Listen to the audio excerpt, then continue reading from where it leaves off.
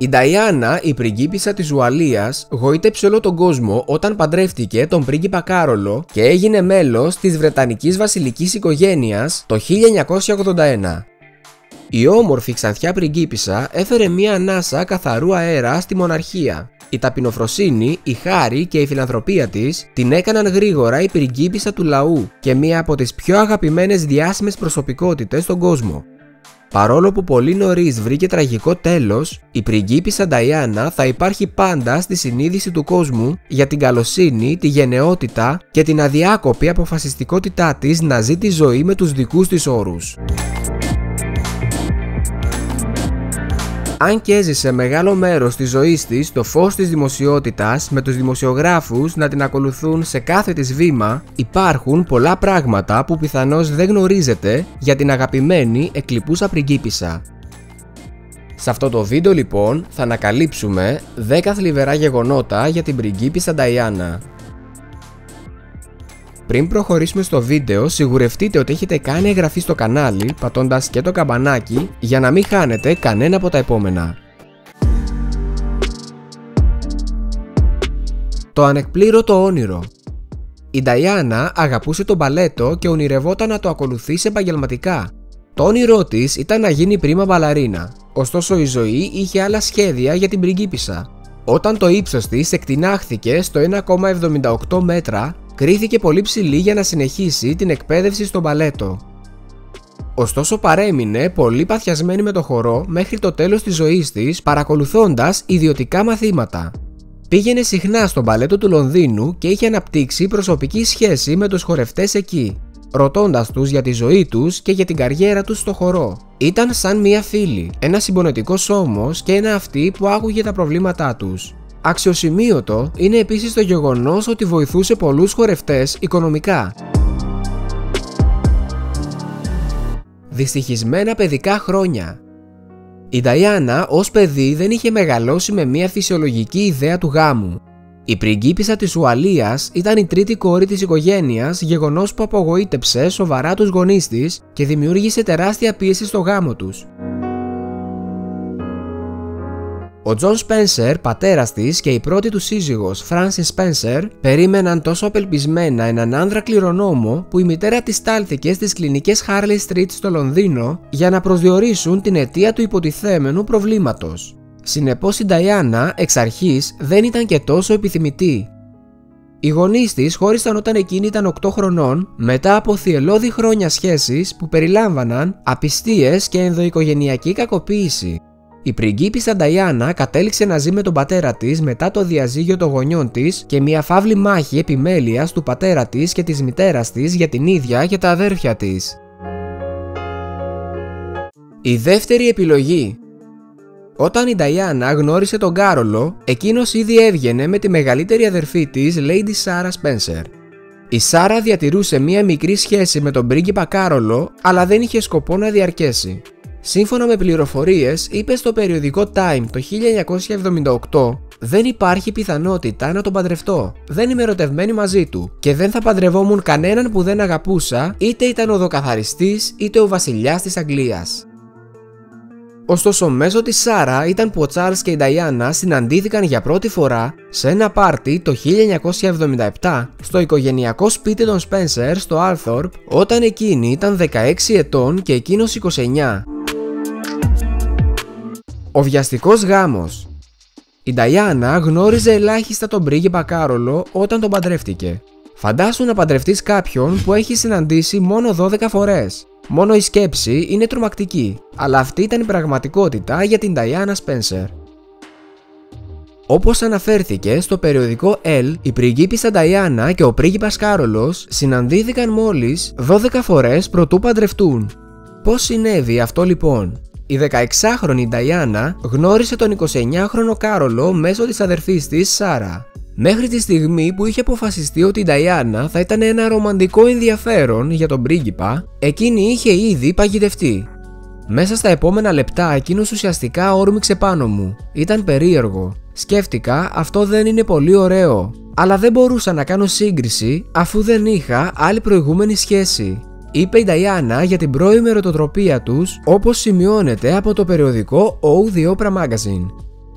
Εννοείται όμως πως δεν ήταν όλα τόσο ρόδινα. Στη βιογραφία που κυκλοφόρησε το 1992, Νταϊάννα, η αληθινή της ιστορία μέσα από τα δικά της λόγια, γραμμένη από τον Άντριου Μόρτον, η πριγκίπισσα ανακάλεσε ότι η κατάσταση ήταν πολύ λιγότερο από ρομαντική. «Είχε βρει την Παρθένα, το θυσιαστήριο αρνί», είπε η ίδια. Η μάχη με τη βουλημία. Κατά τα πρώτα χρόνια της βασιλικής της ζωής, η πριγκίπισσα Νταϊάννα υπέφερε από βουλημία. Η Νταϊάννα ήταν ακόμη έφηβη όταν έγινε με τον Κάρολο ζευγάρι και όχι μόνο ξεκίνησε να την ακολουθεί σχεδόν κάθε κάμερα στη Μεγάλη Βρετανία, αλλά άλλαξε δραστικά η αίσθηση του εαυτού της και η σχέση της με το φαγητό. Όπως αναφέρθηκε στη Vogue, η Νταϊάννα έχασε υπερβολικό βάρος πριν από το γάμο της, με το μέγεθος της μέσης της να αλλάζει από 68 εκατοστά σε 58 και έτσι γρήγορα ανέπτυξε βουλημία. Η διατροφική της διαταραχή έχει συνδεθεί με την αίσθηση της απομόνωσης καθώς και την επιδεινούμενη σχέση της με τον πρίγκιπα Τσάρλς και αργότερα μίλησε γι' αυτό στο BBC. Όταν κανείς δεν σε ακούει ή αισθάνεσαι πως κανένας δεν σε ακούει, αρχίζουν να συμβαίνουν διάφορα πράγματα, είπε η Νταϊάννα. Για παράδειγμα, έχεις τόσο πολύ πόνο μέσα σου που προσπαθείς να βλάψεις τον εαυτό σου απ' έξω επειδή θέλεις βοήθεια, αλλά είναι η λάθος βοήθεια που ζητάς. Η Νταϊάννα είπε ότι οι άνθρωποι γύρω της είδαν την κραυγή βοηθείας της σαν προσπάθεια να τραβήξει την προσοχή, αλλά το μόνο που ήθελε η ίδια ήταν να γίνει καλύτερα. «Δεν μου άρεσε ο εαυτός μου. Ένιωθα ντροπή γιατί δεν μπορούσα να ανταπεξέλθω στις πιέσεις», είπε η ίδια. Η σκανδαλώδης ερωτική περιπέτεια. Καθώς η νεαρή πριγκίπισσα Νταϊάννα πάλευε με τις απιστίες του συζύγου της, αναζήτησε παρηγοριά στην αγκαλιά του James Hewitt, ένας αξιωματικός υπηκού. Ο Hewitt και η πριγκίπισσα συναντιόντουσαν για 5 χρόνια μεταξύ 1986 και 1991, αλλά ακόμη και μετά την επιβεβαίωση της παράλληλης αυτής σχέσης από την Νταϊάννα σε συνέντευξή της, το σκανδαλώδες ζευγάρι είχε περισσότερα φυλαγμένα μυστικά. Ο Hewitt είχε καταστραφεί τόσο πολύ από το χωρισμό τους που σκέφτηκε ακόμη και να αυτοκτονήσει. Κάτι ακόμη πιο αμφιλεγόμενο μέχρι και σήμερα είναι το γεγονός ότι οι άνθρωποι αναρωτιούνται αν ο κοκκινομάλης Hewitt μπορεί να είναι ο πατέρας του πρίγκιπα Χάρι, υπόνοια που και οι δύο έχουν αρνηθεί. Η βασιλική φιλάνθρωπος. Η Νταϊάννα ήταν μία από τις λίγες διάσημες προσωπικότητες που υπερασπίστηκε τα θύματα του AIDS στις αρχές της επιδημίας. Αν και οι περισσότεροι φοβόντουσαν να αγγίξουν τα άτομα με HIV και ασθενείς με AIDS, η Νταϊάννα έπρατε διαφορετικά. Σε μια διάσημη φωτογραφία, η πριγκίπισσα έκανε χειραψία με έναν άρρωστο άνδρα, χρησιμοποιώντας την πλατφόρμα της για να ενθαρρύνει όλους να είναι πιο ευγενικοί στους ασθενείς με AIDS. Σε μια συγκλονιστική ομιλία, αποκάλυψε τους λόγους της λέγοντας «Ο HIV δεν καθιστά επικίνδυνο το να γνωρίζεις τους ανθρώπους. Μπορείς να σφίξεις τα χέρια τους και να τους αγκαλιάσεις. Ένας Θεός ξέρει πόσο το χρειάζονται». Η απώλεια του τίτλου. Η πριγκίπισσα της Ουαλίας έχασε τον τίτλο και την ασφάλειά της όταν τελείωσε ο γάμος της. Ο γάμος της πριγκίπισσας Νταϊάννα και του πρίγκιπα Τσάρλς κατέληξε να έχει τελικά τραγικό τέλος. Μετά από αρκετό χρόνο που βρίσκονταν σε διάσταση, τελικά χώρισαν. Ο χωρισμός αυτός όμως έφερε ταυτόχρονα και μεγάλες απώλειες στην Νταϊάννα. Μεγάλο μέρος της ασφάλειας και της ιδιωτικότητας που της είχε παραχωρηθεί όταν έγινε μέλος του παλατιού της αφαιρέθηκαν. Απογυμνώθηκε από τον βασιλικό τίτλο της, η υπερηφάνεια της σίγουρα θύχτηκε και η δημόσια αξιοπρέπειά της κουρελιάστηκε. Ας ξεκινήσουμε με τον βασιλικό τίτλο. Η Νταϊάννα ήταν επίσημα γνωστή ως η πριγκίπισσα της Ουαλίας. Όταν χώρισε από τον Κάρολο, εκείνος φρόντισε να της αφαιρεθεί αυτός ο τίτλος. Το γεγονός αυτό ήταν επίπονο για διάφορους λόγους. Πρώτον, η βασίλισσα Ελισάβετ φέρεται να ήταν σύμφωνη με την Νταϊάννα να διατηρήσει τον τίτλο της, αλλά ο Κάρολος ήταν εκείνος που άσκησε πίεση να τον εγκαταλείψει. Δεύτερον, αυτό σήμαινε ότι η Νταϊάννα θα έπρεπε να υποκλίνεται στον πρώην σύζυγό της, στη βασιλική οικογένεια και στους γιους της. Ως μέρος των επιπτώσεων του διαζυγίου, η Νταϊάνα έχασε επίσης την αστυνομική της προστασία. Ήταν προστατευμένη μόνο όταν παρακολουθούσε δημόσιες εκδηλώσεις, αλλά ουσιαστικά ήταν εκτεθειμένη σε οποιοδήποτε κίνδυνο εμφανιζόταν στο δρόμο της. Η πτώση από τη σκάλα. Η πριγκίπισσα Νταϊάνα φέρεται να έπεσε σκεμμένα από τις σκάλες ενώ ήταν 4 μηνών έγκυος με τον πρίγκιπα Βίλιαμ.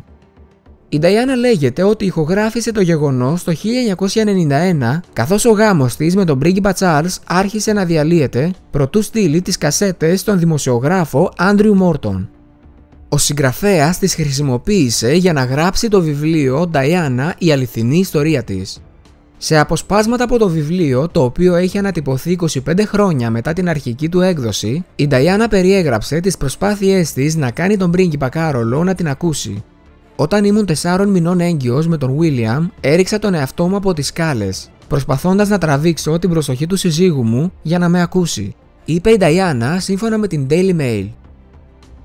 «Είχα πει στον Κάρολο ότι ένιωθα τόσο απελπισμένη και πλάνταξα στο κλάμα. Εκείνος είπε ότι ήμουν υπερβολική. «Δεν πρόκειται να σ' ακούσω», είπε. «Πάντα μου το κάνεις αυτό. Πάω για υπασία τώρα». Έτσι έριξα τον εαυτό μου από τις σκάλες. Η βασίλισσα βγήκε έξω, απολύτως τρομαγμένη, κλονισμένη. Ήταν τόσο φοβισμένη. Πρόσθεσε ότι ενώ είχε μόλοπες γύρω από το στομάχι, ήξερε ότι δεν θα έχανε το μωρό. Σύμφωνα με πληροφορίες, η Νταϊάνα συμφώνησε να ηχογραφήσει και να στείλει τις κασέτες στον Άντριου Μόρτον με την προϋπόθεση ότι η εμπλοκή της θα έμενε μυστική. Πιστεύετε ότι έκανε τις ηχογραφήσεις στο παλάτι του Κένσιγκτον. Από μαγνητοφωνημένα κείμενα στα οποία η Νταϊάνα μιλάει με απόλυτη ειλικρίνεια για τις απόπειρες αυτοκτονίας, τη μάχη με τη βουλημία και τη σχέση του συζύγου της με την Καμίλα, δούκισσα της Κορνουάλης, κυκλοφόρησαν μετά το θάνατό της το 1997, 5 χρόνια μετά την αρχική έκδοση του βιβλίου. Ο Άντριου Μόρτον είπε στην εφημερίδα The Independent ότι εκείνη την περίοδο είχε αφήσει τις κασέτες στη διαθήκη του στο Πανεπιστήμιο του Σάσεξ να χρησιμοποιηθούν μετά το θάνατό του. «Δεν θα μου περνούσε από το μυαλό να τα αποκαλύψω αν δεν είχε πεθάνει», είπε ο ίδιος. Το τραγικό ατύχημα στο Παρίσι. Η ιστορία και η δύσκολη ζωή της πριγκίπισσας Νταϊάνα έληξαν τραγικά όταν σκοτώθηκε σε αυτοκινητιστικό δυστύχημα στις 31 Αυγούστου του 1997 σε ηλικία μόλις 36 ετών. Η Νταϊάνα βρισκόταν στο Παρίσι στη Γαλλία εκείνη τη στιγμή και τη στιγμή του ατυχήματος συνοδευόταν από τον σύντροφό της Ντόντι Φαγέντ, τον σωματοφύλακά της και τον οδηγό της Χένρι Πολ. Οι 4 τους έτρεχαν με το αυτοκίνητο μέσα σε μια σύραγγα προσπαθώντας να ξεφύγουν από τους παπαράτσι όταν το αυτοκίνητο συγκρούστηκε με μια κολόνα. Ο Φαγέντ και ο οδηγός βρέθηκαν νεκροί στον τόπο του ατυχήματος, ενώ η Νταϊάνα κηρύχθηκε νεκρή στις 6 η ώρα εκείνο το πρωί αφού μεταφέρθηκε στο νοσοκομείο. Ο σωματοφύλακάς της, Τρέβορ Ρις Τζόουνς, επέζησε μετά από σοβαρούς τραυματισμούς. Με βεβαιότητα μπορούμε να πούμε ότι ο κόσμος έπεσε σε κατάσταση σοκ εκείνη τη μέρα. Λουλούδια άρχισαν να συσσωρεύονται μπροστά από το παλάτι του Μπάκιγχαμ το επόμενο πρωί και εκατοντάδες άνθρωποι συγκεντρώθηκαν στο παλάτι του Κένσιγκτον να εκφράσουν το πένθος τους.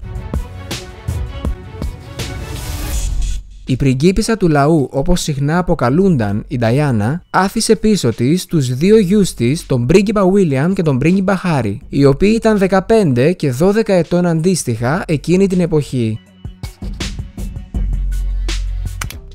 Τι εντυπώσεις σας άφησαν όλα όσα ακούσατε για την πριγκίπισσα Νταϊάνα? Είναι βέβαιο ότι το πιο θλιβερό γεγονός απ' όλα είναι ο πρόωρος θάνατός της. Όμως αν γνωρίζετε και άλλες πληροφορίες σχετικά με τη ζωή της πριγκίπισσας, μοιραστείτε τις μαζί μας στα σχόλια. Μην ξεχάσετε να εγγραφείτε στο κανάλι για περισσότερα βίντεο.